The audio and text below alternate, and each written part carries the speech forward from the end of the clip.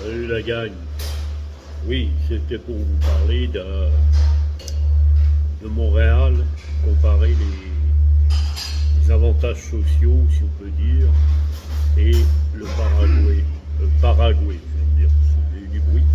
Alors c'est simple, le Paraguay c'est 10% d'impôts, un élan territorial.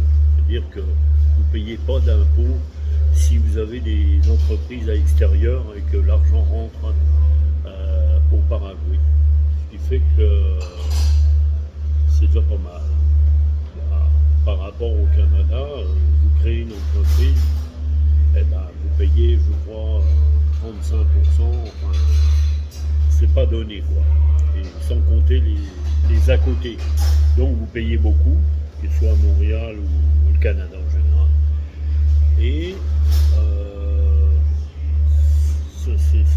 à tous les niveaux, vous payez. Vous payez tout. Le niveau de vie, pour vous dire, une bouteille d'eau, voyez, voilà, une bouteille d'eau, 2,50 $. Alors, comparé au Paraguay, bah, je crois que j'ai pris, disons que j'ai pris 2 petits croissants, un pain au chocolat et un café. Ça m'a coûté 10,50 $ environ. Au Paraguay, ça vous aura coûté 2 $, 2,50 $, grosso modo. Ça veut dire quoi? Ça veut dire que le niveau de vie n'est pas le même. Alors si par hasard vous avez 1 000 € par mois que vous touchez et que c'est permanent, un genre de pension, ben c'est simple. Le Paraguay, c'est super.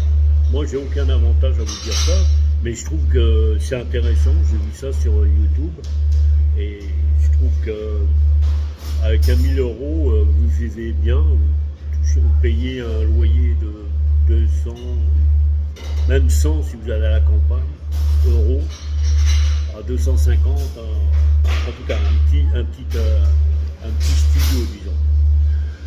Studio, voire une maison même. Et c'est ça là, les avantages.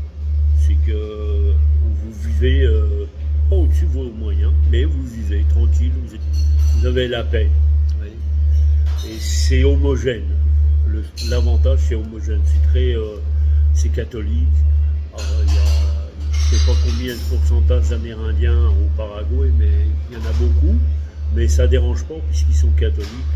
Donc catholique 85%. Donc ils font chier personne. Il n'y a pas de minorité, de blablabla. C'est le wokisme, quoi. Alors au Canada, au Québec, c'est le wokisme, c'est la merde, quoi. Ça t'écœure tous les jours. Alors en plus, les inconvénients du Canada, c'est qu'il ne faut pas oublier que le vaccin a été obligatoire.